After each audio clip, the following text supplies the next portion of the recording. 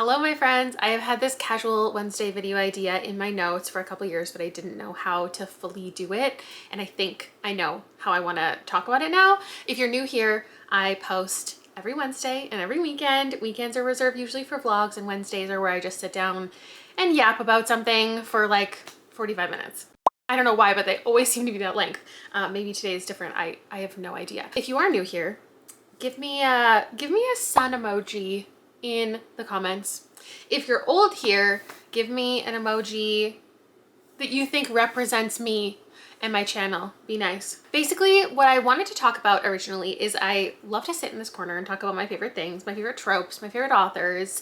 And there's a list of books that I've read in my time that should be my favorites, that fit into my favorite tropes, but I don't end up liking. And I kind of wanted to navigate why I think I didn't like those books. But every time I sat down to try to think of an answer, it was just that the author's writing did not lend itself to an enjoyable experience for me. And I kept thinking, if this author wrote it, if this other author wrote it, I'd probably love it. But then I was just like listing the same author a bunch of times, and I realized I would just want an excuse to talk about my favorite authors and think about what my favorite authors could write in the future. So I've pivoted the video idea. It's still gonna be highlighting books that I should have loved and what I think they could be if they were written by somebody else.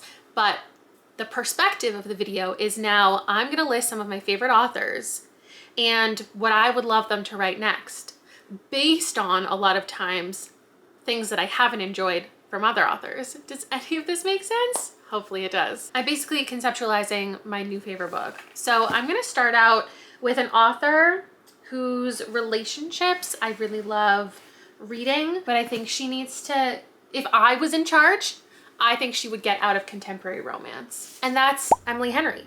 I have loved Emily Henry books. I've never given her a full 5, but these ones were really close. They were like a 4.5. She has made me believe in friends to lovers as a trope that I never thought I would enjoy.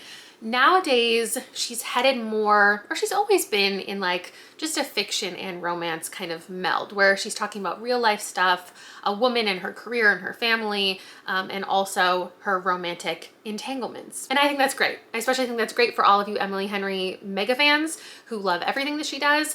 But I so badly want her to return to what she was doing in YA when I originally started reading her a decade ago. I want the slightly magical stuff back. So the fact that I know she can do stuff like this and writes adult romance so well, like the banter is some of my favorite, the characters is some of my favorites. I just want these to blend together. So I have a couple bookish examples that I think if Emily Henry wrote them, I might have loved them. Emily loves writing about books. There's bookish people, there's authors, there's publicists, there's people who love to read. So I have been reading a selection of books where a main character like ends up inside of a book so many times and it's never good. Maybe I do have examples of when it went well. I'm sure I do somewhere, but I just want the concept of fan fiction or the concept of novel a love story to be written by Emily Henry. I want her character to be driving somewhere, end up in a small town, and she realizes she's inside her favorite book. What especially didn't work for me in these books is the romance, was like the way that I was supposed to be convinced of these relationships. I didn't think that the banter was good. I didn't think that the insta love was good. They wanted to be Grumpy Sunshine. They wanted to be like rivals to lovers, but they just didn't pull it off.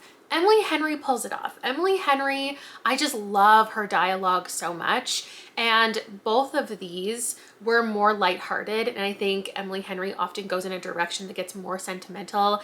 And I get it for people who love that, but I will always say Emily Henry needs to write a rom-com, like a true laugh out loud.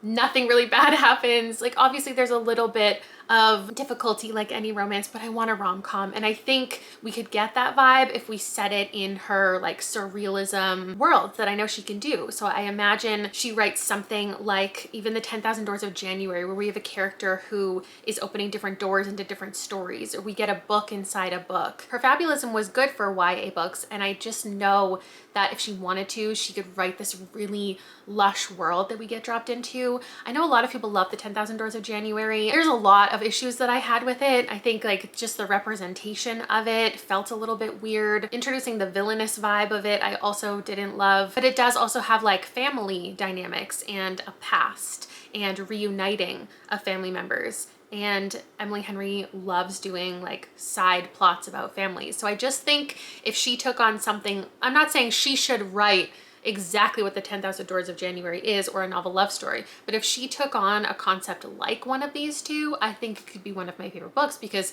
when I picked up these two, I thought they were going to be some of my favorite books, and on paper they should be. Let me know if you agree or you disagree and who you would pick. Like, what favorite author of yours can you imagine them writing a book that didn't land for you? And like, what would that look like? I really want to hear everybody's thoughts and opinions on this entire idea.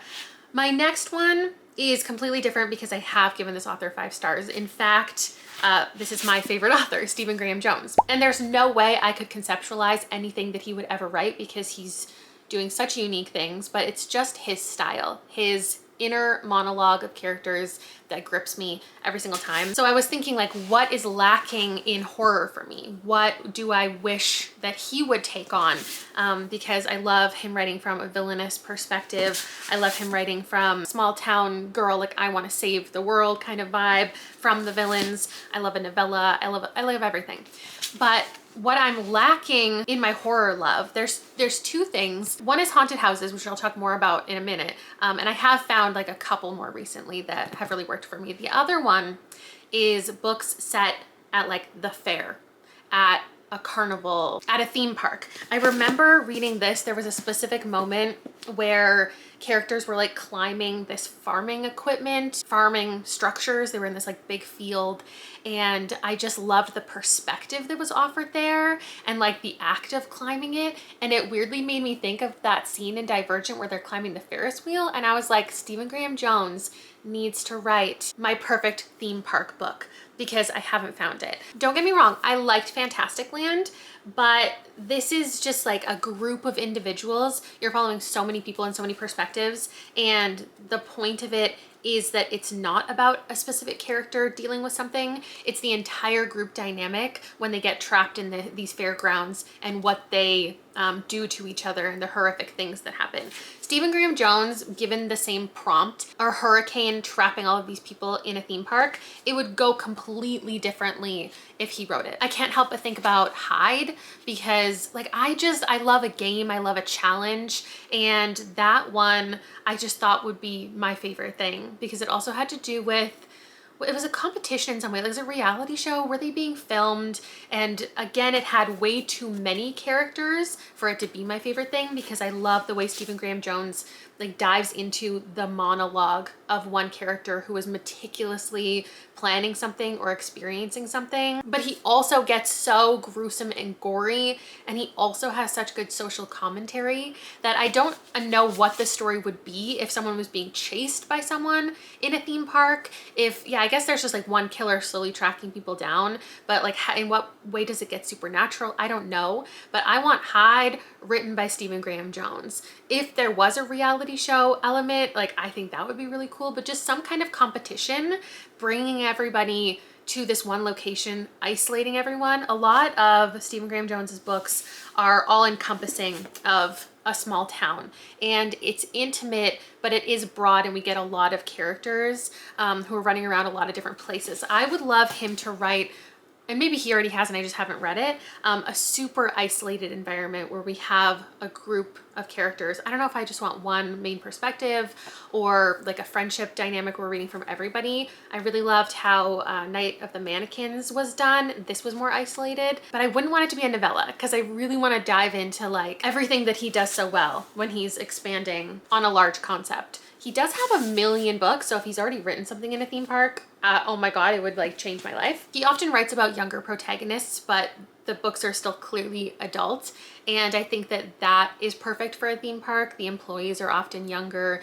Hyde was such a good concept, but like you spent such little time with each character that it wasn't really about getting to know everybody, and then it went off in like a supernaturally weird way. And I wish that it was integrated more and you knew the supernatural stuff the entire time, like Stephen Graham Jones does. I think it should be more competition than survival, because then we can talk about getting out of your small town. And he often has characters, you know, grappling with feeling a cultural responsibility or wanting to see if there's more out there, but also feeling a connection with their hometown and their family and the importance of community, and like navigating the characters all dealing with their different interpretations or like imagining what their life could be in the future. I think it would be so good. Next is an author I haven't read in a couple years, but Anna Marie McLemore is without a doubt one of my favorite authors.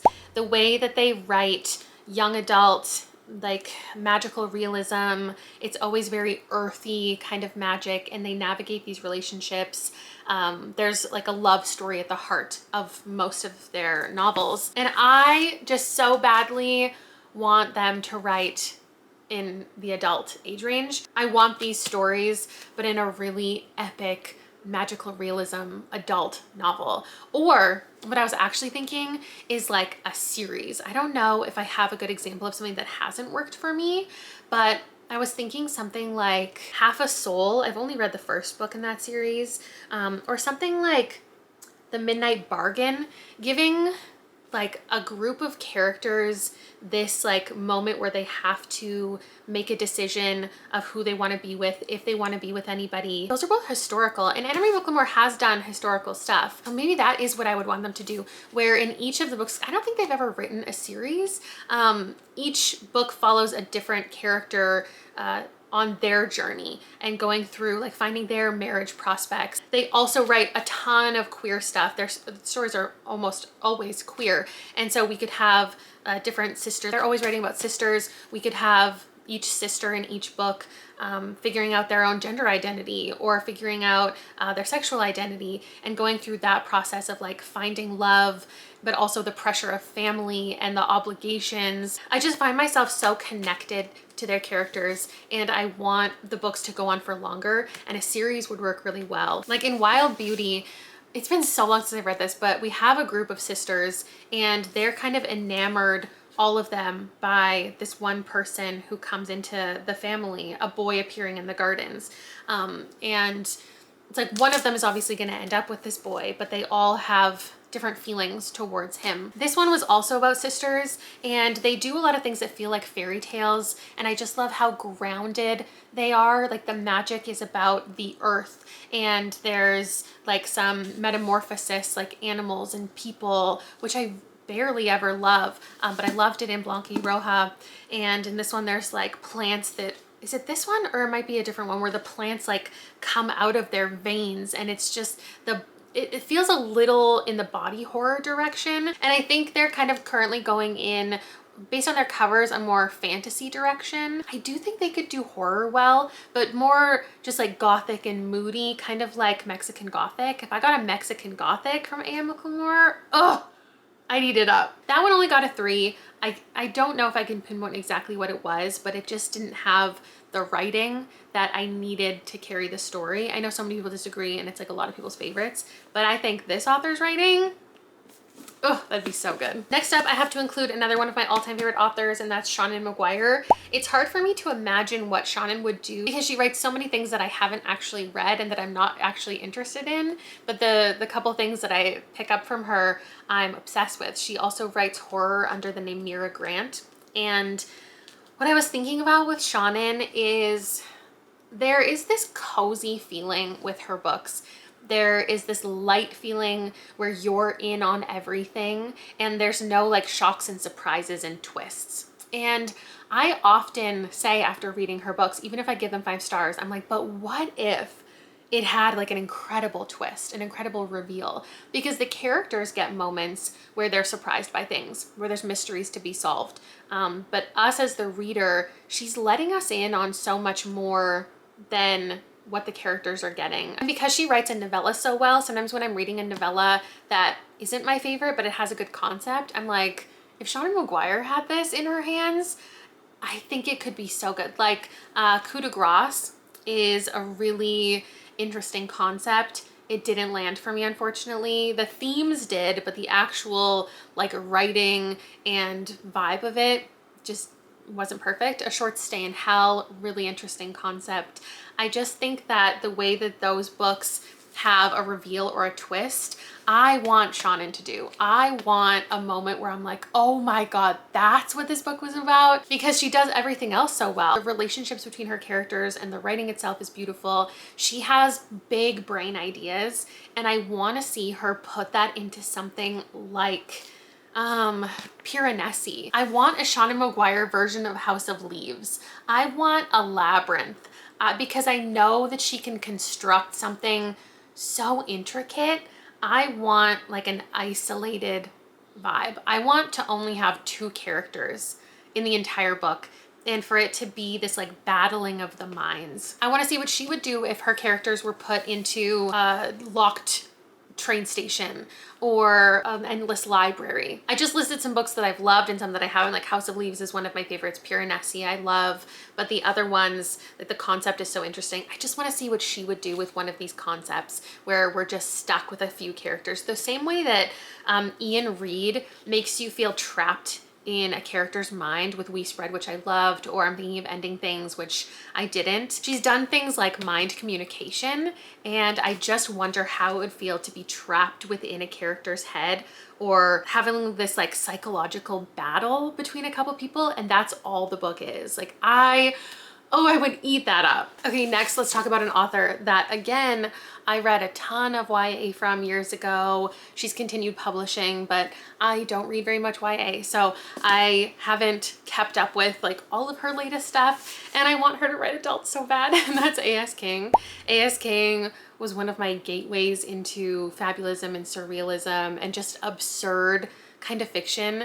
It's rooted in reality. Like we have a main character who's just living in the real world, living a normal life, but things are just otherworldly at the same time, and they're not always explained. He is visiting places in his dreams, can bring things back in his dreams, and her books aren't about like solving the issue. It's just existing in the absurd things that are happening. I Crawl Through It is another good example. I don't know where that one is. And unfortunately, I can't really think of a book that I think A.S. King could write better. The weird concept where we're just in something strange happening, and it's not necessarily about solving why, but it's about learning about a life experience. So Una Out of Order is like a woman who wakes up one day and she is a different age, and every single time she wakes up on her birthday, it's a different year of her life, and so she's living her life out of order. The Midnight Library, a woman has the opportunity to live like all of the different ways that her life could have gone. And I know a lot of people didn't love that one. I loved it. I loved Una Out of Order. I also loved The Husbands. In this one day this woman comes home, a man is in her attic, or comes out of her attic and is like, I'm your husband, duh. And she's like, I have no idea who you are. And then goes back into the attic, a different man comes out, and it's like going through all of her kind of options. I think that's what A.S. King should write. And I know she loves the younger protagonist. She loves dealing with grief. There's a lot of family dynamics and heavy stuff, and it's lightened with the surreal elements where there's something just like wacky happening. The books aren't really romantic focused. These ones, like there are some relationships happening, but it's not a romance. So I think she could just get into the adult market really well with a concept like one of these. I don't know what the concept would be, but like something weird is happening, but it's no longer about a teenager and dealing with their parents. She does a lot of parental-child relationships. So maybe we could do that, but from the adult's perspective, handling grief as an adult, handling mental health crises as an adult. I think she's doing great things representing younger people, and I'm like really happy for her, and I'm sure she's writing exactly what she wants, but I selfishly want her to write me the perfect strange concept for an adult. Maybe one that I could think of is Shark Heart: A Love Story, which I know so many people love. That one was just okay. It's about this man who is turning into a shark. That feels like something A.S. King would absolutely write. Trying to grapple with your partner, you know, it's like a metaphor for something bigger, but it's through a surreal lens. You're not just losing him, but he's transforming into something else. I just love books where characters are exploring all of the lives they could have led or all the partners they could have had. It's just always really interesting, and I almost always love it. And if A.S. King wrote it, like, it could be my favorite book of all time. The next author that I was thinking about is definitely the least established of anyone that I've mentioned. She has the smallest backlist. So I can only imagine from here she has like a million ideas, and the way that I see her career going, I just have like no clue what she could possibly write next, because she hasn't really found herself in a niche necessarily. This author I have adored 2 books from, and that's Alexis Henderson. The Year of the Witching and House of Hunger are so good. And then she came out with this one that I thought was going to be my favorite thing ever, because it takes place in a school, and I really disliked it. It's like kind of insulting to say it's ambitious. I think I would like if she wrote something that was a little smaller in scope and wasn't trying to be this entire like fantasy world, because these, like, you have this puritanical society, it's very contained, it's isolated, and you have a young character who's breaking out of that. And in House of Hunger, there's this group of nobles who are taking in blood maids. It's not inventing an entire vampire world, but it's vampire adjacent. And I just think that her 3rd book was so large concept. I would have liked it a lot more fleshed out. So when I think about what Alexis Henderson could do in the future, I picture things that are a little more isolated, a little more small scale, not completely trying to reinvent the wheel, because there were so many good ideas, but I just don't think that the follow through was my favorite. So I would love Alexis Henderson to write a haunted house story. I think her dealing with ghosts would make so much sense with things she's written before, but just like a traditional ghost story. A lot of her stories focused on feminist themes and breaking out of what has been expected of you and making a better life for yourself. And they all end with a hope-filled vibe, which not all Gothic and horror adjacent stories do.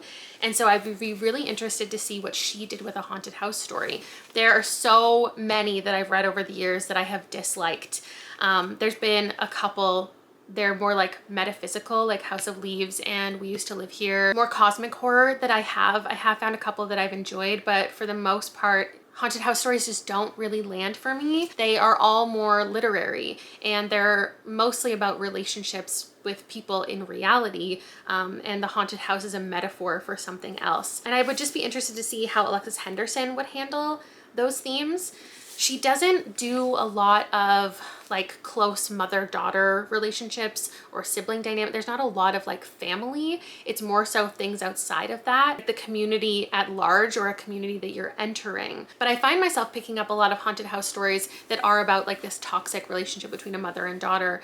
And I don't know if I would want Alexis Henderson's take on that, or if it's just that I have really gotten away from the mother-daughter dynamics. I've been reading so much less of them and enjoying them so much less. Like I used to pick them up intentionally, you know, 3-4 years ago. And now like so many of them are just, I'm not interested in them anymore. And I don't know if it's because of the books or because of me, but what those books offered, because they're commentary on something else and because they're navigating relationships, they do have that feel-good vibe some of the time. And then the horrors of the house, whether they're real or imagined, that gives the scariness. Most of them have this sense of lightness to them. Like with the September House, it's graphic for sure and descriptive and gory, but it's also kind of like Ghostbusters.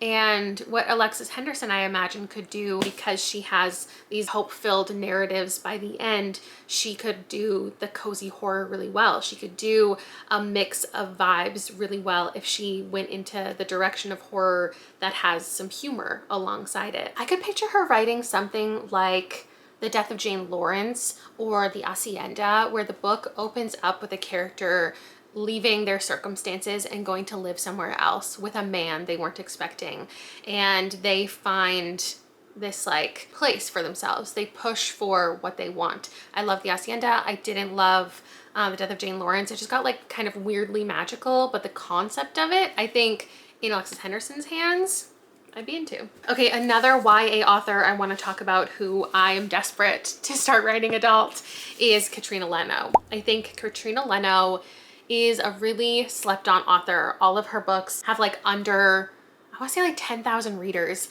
and I love her stuff so much, and I think she should end up in the adult market. I want to read Katrina Leno's take on Bunny. Like I want to read her version of Bunny, and I think people would love it. She writes whimsical stories, but that have this like horror kind of feeling to them. And I think she really needs to lean into that. That's what I would tell her to write if I was in charge of her career, is to go in like a more gritty direction, because when she introduces these like weird magical elements, it goes so well, but I want it to get dark. I think that she could do something just like that blows up truly. But because she writes light stuff so well and like light magic things, she's done some middle grade, and she did this younger YA that I think, oh my God, it has like under 1,000 readers. People need to read this one. It is so quality. We have characters who are dealing with heavy things. Everything kind of feels like a metaphor what's happening, but it also, like, she goes into this magical world in her head when things aren't going well, but is it real? And can she do all of the dark things that she wants to do in reality? And I think there is more and more of a market all the time for this like cozy horror or horror tinged fantasy, and you can keep things whimsical by doing like retellings or taking characters. I could really imagine her taking characters from literary canon and writing them in a different way, writing them into the real world. For example, I didn't end up liking Reluctant Immortals, which is like a character from Dracula and a character from Jane Eyre, and like what if they went on this road trip. But I also just like don't really like road trip stories, so that's on me. Or How to Be Eaten, where it's taking fairy tale characters in them like working together to do something. It makes them real people with real backgrounds and real trauma and explores them working together, getting through stuff together. I think that she could do something like that really well, where you're taking established characters, kind of like a fairy tale retelling,